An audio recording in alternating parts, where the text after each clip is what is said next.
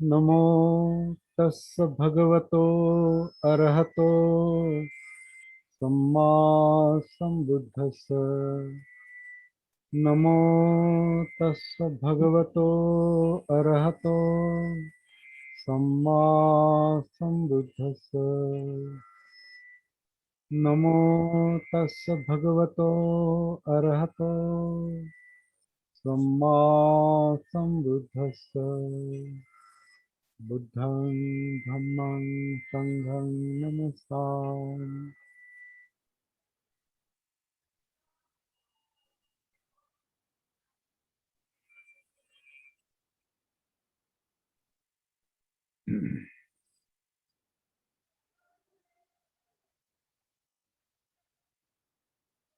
सबका स्वागत है यहाँ पर। हिंदी में ही बात करेंगे। तब तक कोई हिंदी वाले आ सकते हैं, नहीं भी आ सकते हैं, फिर भी हम हिंदी में बात करेंगे।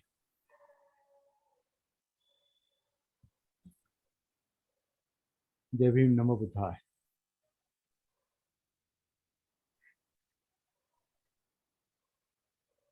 यहाँ आने के बाद सबसे पहला काम हमको ये करना पड़ता है कि हम अपने आप के साथ कनेक्ट हो जाते हैं। कनेक्ट हो जाना है। जैसे जैसे ही यहाँ आएंगे अपने आप से कनेक्ट हो जाएंगे। अपने आप से कनेक्ट हो जाना मतलब सांस के आधार से ये काया सांस अंदर लेती है, काया सांस बाहर छोड़ती है। पेट के अंदर, नाभि के पीछे, उसके ऊपर छाती और पेट को विभाजित करने वाला, डिवाइड करने वाला जो श्वास पटल है, उसका जो आकुंचन प्रसरण चलता है, उसके कारण अनापान होता है। सांस अंदर पेट लेता है श्वास पटल के कारण, मतलब ये काया श्वास पटल के कारण सांस अंदर लेती है, श्वास पटल के कारण श्वास बाहर छोड़ती है। आज मैंने आ, अपने ग्रुप पर, सती सती साधना ग्रुप पर एक फोटो डाला है। एक फोटो डाला है। उसमें उसमें डायफ्राम की जो पोजीशन है, मतलब श्वास पटल की जो पोजीशन, वो उन्होंने बताई है, दिखाई है फोटो के जरिए। वो योगा टीचर है। योगा टीचर है। उन्होंने एक प्राणायाम के लिए जो योगा के लिए जो आनापान या प्राणायाम वो सिखाते हैं, उसमें श्वास पटल की हलचल किस तरह से होती है वो दिखाने के लिए उन्होंने एक फोटो दिया है, दिखाया है। वो फोटो मैंने अपने यूट्यूब के, अपने व्हाट्सएप के, अपने ग्रुप पर मैंने शेयर किया था, शायद आपने देखा होगा।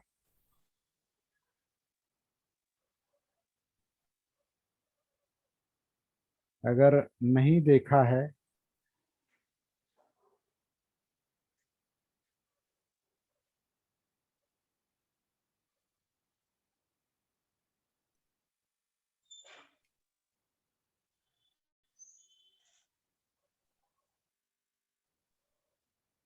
अगर नहीं देखा है तो मैं आपको दिखाता हूँ।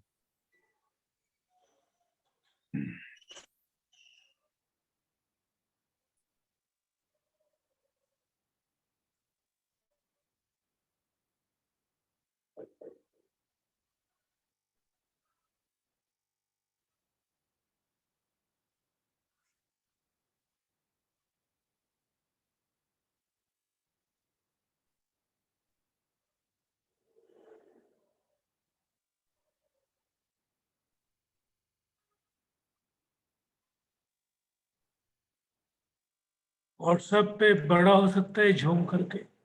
झूम नहीं होता उसमें। हम्म, लेकिन वो थोड़ा, लेकिन आपको आपको हाँ, छाती के नीचे, जहाँ हमारी फसलियां खत्म होती है, बरगड़ा, जहाँ हमारी फसलियां खत्म होती है, ऐसा है वो श्वास पटल। ये फसलियां ऐसे ये है ना, दोनों साइड को नीचे तक है, और उसको, और उसके नीचे श्वास पटल ऐसा है, और इसके नीचे पेट है, इसके नीचे पेट है। तो श्वास दोनों पटल पेट जब, के बीच। श्वास पटल जब ऐसा होता है, तो फेफड़ों में आ, खालीपन निर्माण होता है, पोकड़ी, फेफड़ों में खालीपन निर्माण होता है। और श्वास पटल जब आ, प्रसरण होता है, उसका मतलब नॉर्मल इसमें आता है पोजीशन में, तब वो हवा बाहर फेंकी जाती है। तो श्वास पटल नीचे आता है, हवा अंदर आती है, श्वास पटल ऊपर जाता है, हवा बाहर जाती है। तो पेट के पेट में ऊपर, और छाती मतलब फसलियों के नीचे, ये जो हिस्सा है वहां पर वो श्वास पटल की अप डाउन होता है। और श्वास पटल क्यों अप डाउन होता है, तो उसके नीचे भी कुछ तो खिंचाव है, जो कुछ है वो। लेकिन पेट के अंदर जो हलचल चल रही है, वो आपको हर एक को स्वयं महसूस करनी है।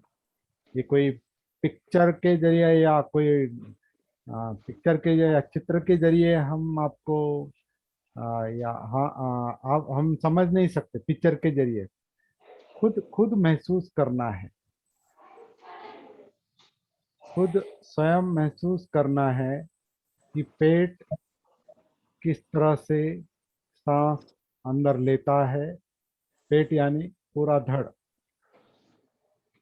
श्वास पटल जो पसलियों के नीचे है, बरगड़ा पसलियों के नीचे है, वहाँ किस तरह से श्वास पटल डायफ्राम नीचे आता है, इसलिए हवा अंदर आती है। किस तरह से श्वास पटल पूर्ववत होता है, इसलिए हवा बाहर जाती है। तो आनापान इस तरह से चल रहा है, हवा बाहर से अंदर नहीं आती, अंदर से ली जाती है। और ये नेचुरली नेचुरली चल रहा है, नैसर्गिक रूप से चल रहा है। और ये महसूस करने की बात है। और अभी इस क्षण में आप महसूस कर सकते हैं। अभी पीठ सीधी, गर्दन सीधी, पीठ सीधी और गर्दन सीधी रखेंगे तो आपको महसूस होगा।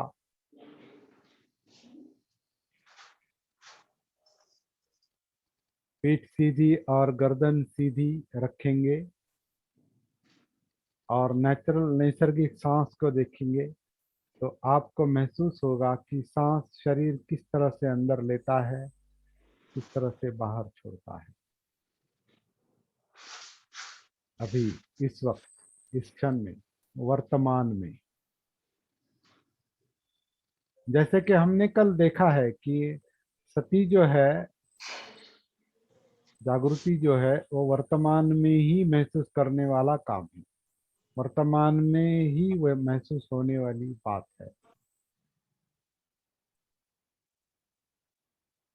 और एक बात को थोड़ा सा समझ लेंगे, जिस पर हम थोड़ी चर्चा की है हमने, मेरे ख्याल से, कि जब हम आंखें बंद करते हैं तो ध्यान चलता है, और आंखें खुली रखते हैं बिल्कुल तो मन भटकता है। और आंखें संयमित रखती है, होती है, जैसे आधी खुली है, और आप केवल उसे महसूस कर रहे हैं, संयम के साथ बैठे हैं, तो जागृति का वो जागृति की मनोवस्था है।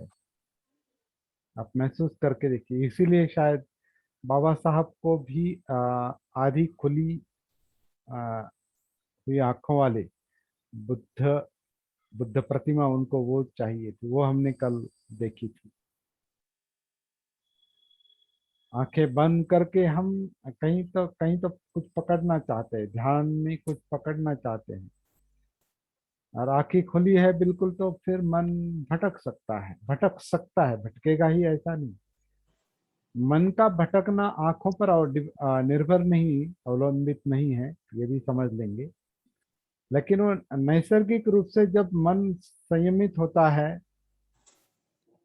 चित्त संयमित होता है, जागरूक होता है, जागृति के कारण जब संयमित होता है तो आंखें अपने आप संयमित हो जाती है, क्योंकि उनका भटकना बंद होता है। एक आप अनुभव करके देखिए, वो जानबूझकर करने की बात नहीं है, वो होता है। वो करने की बात नहीं, वो होता है। वो कैसे होता है? तो जैसे कि उदाहरण के तौर पर जब हम नैसर्गिक सांस को देखते हैं, जो काया सांस अंदर लेती है, सांस बाहर छोड़ती है, उसकी जो गति है, उसकी जो गति है, नैसर्गिक गति, सांस लेना नहीं है, छोड़ना नहीं है। सांस नैसर्गिक रूप से जैसा भी आता है शरीर लेता है, जैसा भी शरीर सांस बाहर छोड़ता है, उसका जो आना जाना है नैसर्गिक रूप से, उसे महसूस करते करते करते मन शांत होता है, चित्त शांत होता है। हो सकता है हो सकता है इस अर्थ से कि अगर मन बहुत ही भटक रहा है तो वो एकदम शांत नहीं होगा। लेकिन जैसे जैसे हम प्रयास करेंगे सांस के साथ रहने का, सती के आधार से, जागृति के आधार से, जैसे जैसे हम प्रयास करते जाएंगे, सांस को देखते देखते मन और चित्त शांत होगा, और फिर आपका चेहरा भी संयमित होगा, आपकी आंखें भी संयमित होगी। हो सकती है, होगी ही है, हो सकती है। तो इस तरह से हम कोशिश करके देखेंगे। सर ऐसा अगर अनुभव आता है। हाँ, वेरी गुड, वेरी गुड। मतलब वो हाँ मतलब कैसा सर, अपन हाँ किसी को एक प्रश्न पूछेंगे और उसको जल्दी समझ में नहीं आता, लेकिन उसने पाठांतर किया है, वो 2 मिनट थोड़ा आंख एक तरफ से देखता है, सोचता है, तब आए वैसी आंख होती है। ठीक है, इस पर चर्चा करेंगे बाद में। तो जैसे हम सांस को देखते हैं, जैसे जैसे देखते हैं सांस के गति के साथ, सांस के आने जाने के साथ, इस क्षण में अभी जैसा भी हो रहा है, अपान हो रहा है, मेरे बोलते वक्त अगर अपान हो रहा है तो मेरी अपान सती चल रही है। जब मैं बोलता नहीं हूं तो फिर आन सती होगी। अपान सती, अपान सती, इस तरह से वो चलता है। तो जैसे जैसे उसके गति के साथ हमारी सती एकरूप होती है, मन चित्त थोड़ा थोड़ा शांत हो सकता है। लेकिन अगर भटकता है तो फिर वो समझ लेंगे कि मन का ये स्वभाव है और मन का ये प्रॉब्लम है। और अगर उससे तकलीफ होती है, भटकने में अगर तकलीफ होती है, चित्त भटकने में अगर चित्त विक्षेप होता है, या चित्त भटकता है, मन भटकता है, और उससे अगर विचलन आता है, तनाव आता है, तो वो समझ लेंगे कि ये प्रॉब्लम है, ये समस्या है, और ये समस्या सुलझानी है। ये समस्या हमें सुलझानी है, यही काम करना है। फिर वो किस कारण डिस्टर्ब होता है, मन विचलित होता है, वो समझना, वो ढूंढना, वो सती का अगला काम है, जागृति का अगला काम है। तो फिलहाल केवल नैसर्गिक सांस के आधार से अपने आप से कनेक्ट होना है। ये कनेक्टिविटी, ये पहला मुख्य चरण है, पहली मुख्य पारी है।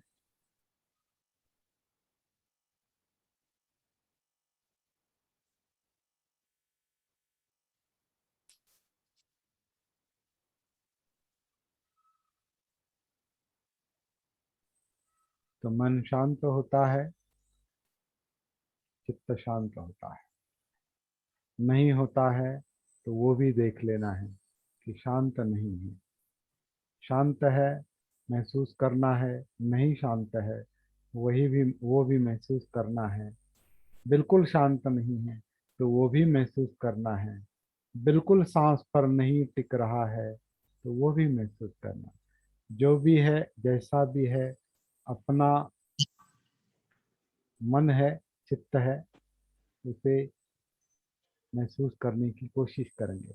अगर मन महसूस नहीं होता है तो ज़्यादा चिंता करने की आवश्यकता नहीं। पहले काया के साथ काया को महसूस करेंगे, और काया भी महसूस नहीं हो रही तो केवल सांस को महसूस करेंगे।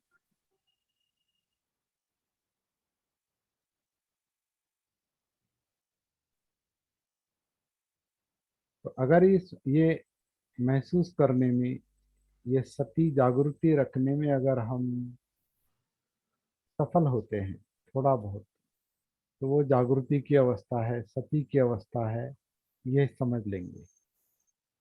आज मेरे मन में ये भी सवाल आया था, ये बताना चाहता था मैं। ये जो जागृति अवस्था है, सती की अवस्था है,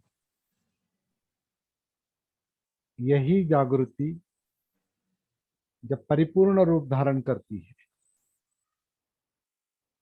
परिपूर्ण रूप जब धारण करती है, मतलब सांस के आधार से काया में जो जिंदापन है, वेदनाएं हैं, वेदनाओं का कारण चित्त है, चाहिए नहीं चाहिए का संघर्ष, उसके मुताबिक, उसके अनुसार जो विचारक क्रियाएं चल रही है, वो विचार क्रिया सबको एक एक देखते देखते जो जागृति का, सती का प्रस्थान होता है, प्रस्थान होता है, मतलब एक एक चरण से, एक एक पारी से वो सती जागृति आगे जाती है। सांस सांस से काया में, काया से वेदना, चित्त, मनोधम्म और पूरा अस्तित्व। इसके साथ जब सती एक रूप हो जाती है, और इसमें जब हम सफल होते हैं और टॉप टू बॉटम सती महसूस होती है, सिर से लेकर पाँव के तलुओं तक जब सती महसूस होती है तो वो समाधि की अवस्था है। वो हमारा मकसद है। और जागृति की वो परिपूर्णता यानी बोधि है, बुद्धत्व है, उसका परिणाम निब्बान दुख मुक्ति है। तो ये वो हमारा मकसद है, लेकिन उसकी शुरुआत यहाँ इस क्षण में अनुभव होने वाली जागृति के साथ उसकी शुरुआत है।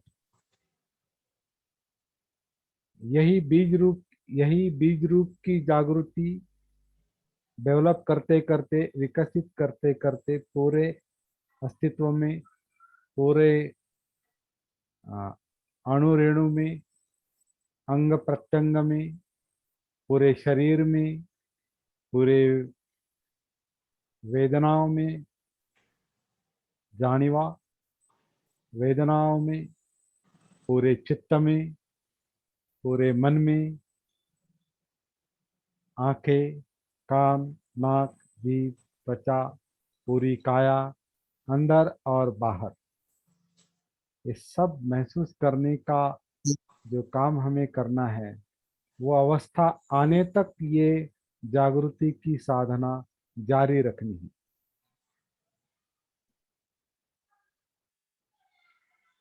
ये जागृति की परिपूर्णता यानी बुद्धत्व है, और उसको हम बुद्धं शरणं गच्छामि कहते हैं। ये बात मैं आज करना चाहता था, बुद्धं शरणं गच्छामि। तो बुद्धं शरणं मतलब जागृति के, सती के शरण ही जाना है, क्योंकि सती के आधार से, जागृति के आधार से अपमाद के आधार से, आत्मभान के आधार से हम अपने संपूर्ण मनोकायिक अस्तित्व के साथ एकरूप हो जाते हैं, और एकरूप होकर हमें अपने जीवन की समस्या समझ में आती है, यातनाएं भी समझ में आती है, सुख दुख दोनों दिखाई देते हैं। लेकिन ज़्यादातर हमारा जो प्रॉब्लम है वो तनाव का है, यातनाओं का है, दुख का है, वो अस्थिरता का हो, अस्वस्थता का हो, या विचलन का हो, भय का हो, चिंता का हो, चिड़चिड़ापन हो, आलस्य हो, जड़ता हो, आत्मविश्वास का अभाव हो, या आपसी संबंधों में तनाव हो, घर में तनाव हो या बाहर समाज में तनाव हो, आपस में जो तनाव है, ये सारे मानसिक प्रॉब्लम जो है और उसका जो शरीर पर असर होता है, इन सबसे हम बाहर आ सकते हैं सती जागृति के कारण। इसलिए जागृति के आधार से ही, जागृति के शरण जाकर ही हम दुख मुक्ति प्राप्त कर सकते हैं। सती के शरण जाकर ही हम दुख मुक्ति, यातनाओं से, तनाव से मुक्ति प्राप्त कर सकते हैं। इसलिए बुद्धं शरणं गच्छामि। और ये जो हम बात कर रहे हैं, जो महसूस करने की बात कर रहे हैं, सांस, काया, वेदना, चित्त, मनोधम्म, और ये अस्थिरता, चंचलता, विचलन, भय, चिंता, या फिर मन की स्थिरता, या जागृत अवस्था, या किसी का माइक ओपन है। आत्मविश्वास का आत्मविश्वास आत्मविश्वास का अभाव हो या आत्मविश्वास हो, आलस्य, जड़ता हो या कार्यक्षमता हो, या मानसिक और आपसी तनाव हो, एक दूसरे के साथ तनाव हो, घर में हो या बाहर हो, वो तनाव हो या सामंजस्य हो, ये सबको जो जो कुछ महसूस होता है वो सब धम्म है, मनोवस्थाएं हैं, धम्म है। तो सती को, जागृति को ये धम्म महसूस होते हैं, दिखाई देते हैं। पස්සना होती मतलब दिखाई देते हैं सती को, जागृति को। तो ये धम्म, ये जो गुणधर्म है, मनोकायिक गुणधर्म, शरीर और मन के, ये कौन देखता है, कौन महसूस करता है? तो जागृति महसूस करती है। मतलब बुद्धत्व का जो अंश है हम में, हर एक में, वो सती जागृति वो धम्म महसूस करती है, मतलब अस्तित्व महसूस करती है।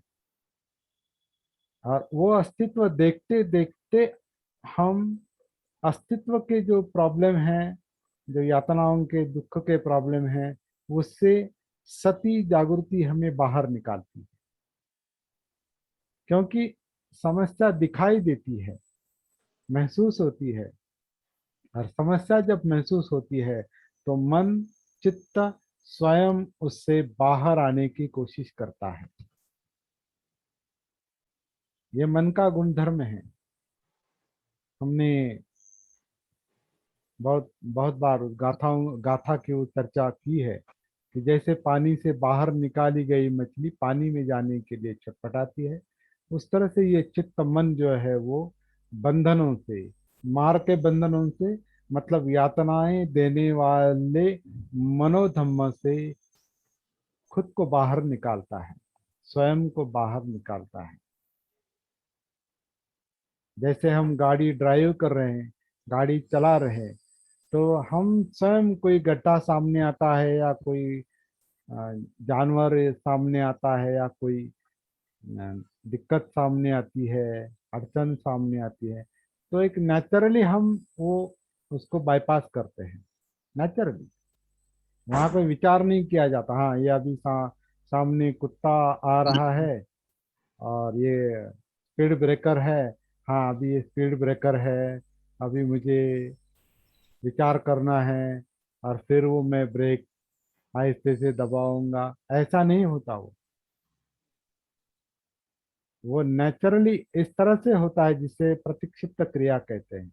नेचुरली इस तरह से होता है कि अपने आप ब्रेक आप लगाते हैं, गाड़ी स्लो होती है, स्पीड ब्रेकर से आप उस तरफ जाते हैं, या कोई सामने है तो उससे उससे आप बचते हैं, नेचुरली होता। इसी तरह मन में अगर कोई तनाव निर्माण होता है, मन में अगर कोई विचलन निर्माण होता है किसी कारण, राग के द्वेष राग के लोभ के कारण हो, चाहिए के कारण हो, या नहीं चाहिए के कारण हो, लोभ के कारण हो या द्वेष के कारण हो, जब मन विचलित होता है और वो मन की जागृति को दिखाई देता है, महसूस करता है मन जागृति के कारण, तो वही के वही वो उस पर कार्य करता है, काम करता है, और अपने आप को उसकी यातनाओं से बचाता है, उपाय करता है। उसमें अपने आप उपाय करता है और उससे उस यातनाओं से, दुख से अपने आप को छुड़ाता है, मुक्त करता है। वही विमुक्ति है, वही मुक्ति है, वही दुख मुक्ति है। और ये काम जब पूरा हो जाता है अंदर ही अंदर, तो वो निब्बाण की अवस्था है, बुद्धत्व की अवस्था। इसलिए बुद्धं शरणं गच्छामि जो है, वो जागृति के शरण जाना है, बोधि के शरण जाना है। इस बोधि को, जागृति को जो महसूस होता है वो धम्म है, वो धम्म देखने हैं, काया में देखने हैं। इसलिए धम्मं कायेन पश्यति, धम्म जो है काया में महसूस होती है, काया में महसूस होते हैं और जागृत काया में महसूस होते हैं। इसलिए हम काया के अंदर उतरते हैं सांस के आधार से। तो वो सांस के आधार से सती जागृति डेवलप करते करते वो अपने आप काया को जागृत करती है, क्योंकि सांस ये काया का ही हिस्सा है। काया ही आन करती है, काया ही अपान करती है। तो सांस के प्रति जागृति सती, मतलब काया, धीरे धीरे काया में जागृति, काया में काया देखने लगते हैं हम। और वो काया जिंदा है, इसलिए वेदनाएं, वेदनाओं का, सुख दुख का कारण चित्त, और उसका विश्लेषण जो चल रहा है मन में, वो मनोधम्म है। तो धम्मं शरणं गच्छामि। और ये काम जो लोग करते हैं और एक दूसरे के कांटेक्ट में रहते हैं, कम्युनिकेशन करते हैं, एक दूसरे से उस विषय पर बात करते हैं, समुपदेशन करते हैं, एक काउंसलिंग करते हैं, अपना अनुभव दूसरे को शेयर करते हैं, या दूसरे का अनुभव सुनते हैं, देखते हैं, प्रेरणा लेते हैं, एक दूसरे को हेल्प करते हैं, वो संघ है। इसलिए संघं शरणं गच्छामि। तो बुद्धं शरणं गच्छामि, धम्मं शरणं गच्छामि, संघं शरणं गच्छामि। ये तीनों जो विषय है, ये कोई आदर्श नहीं, बुद्ध कोई आदर्श नहीं, क्योंकि बुद्ध कहाँ है जिसको आदर्श, बुद्ध यानी जागृति है।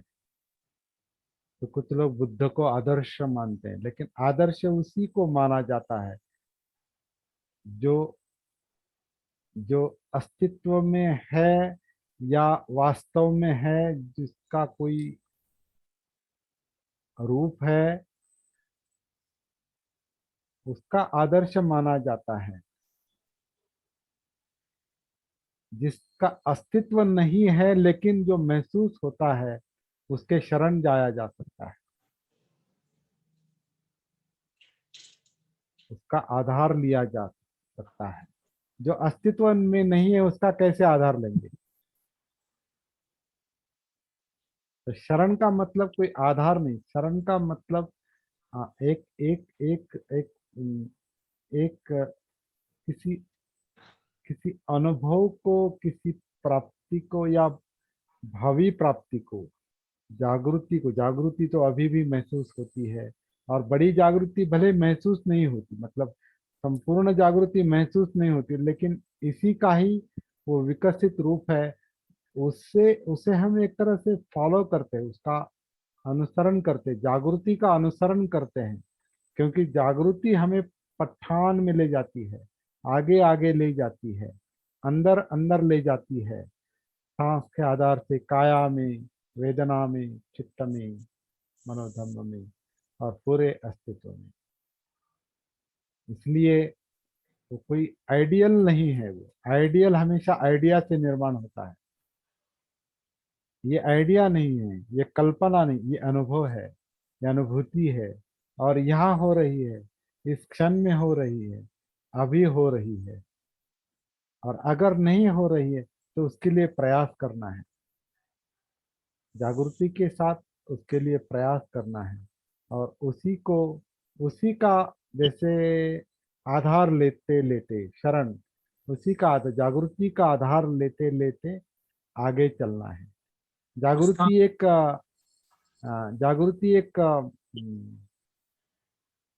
काठी की तरह, क्या कहें, काठी काठी कह सकते हैं उसको, लाठी, हिंदी में लाठी कहते हैं, मराठी में जो काठी कहते हैं, मतलब आधार, आधार।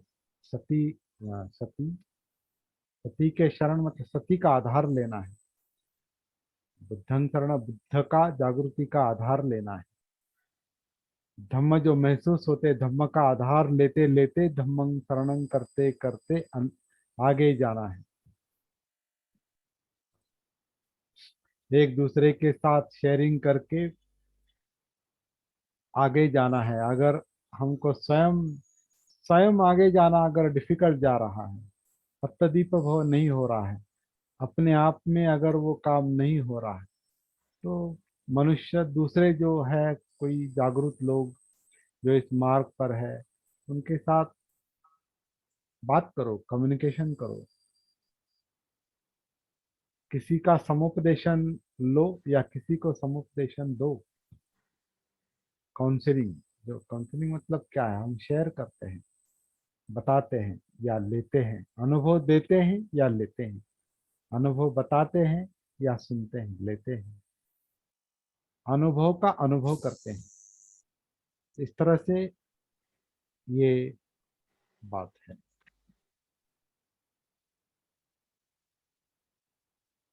तो मेरे ख्याल से इतना आज के लिए काफी है।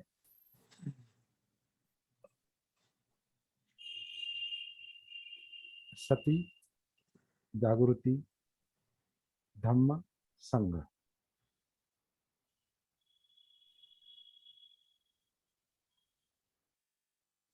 हाँ, आदमी सती में शरण जाता है। Hello sir, sorry.